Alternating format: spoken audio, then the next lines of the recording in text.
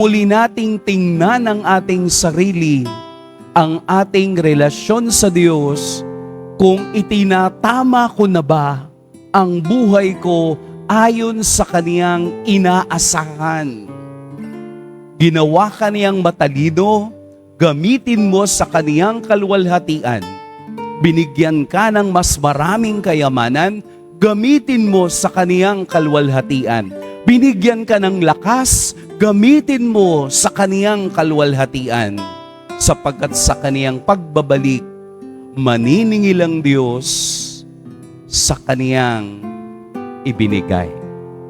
At sana po, handa tayo hanggang may panahon pa bago siya bumalik at upang tayo'y makasama sa Kaniyang kaharian sa langit.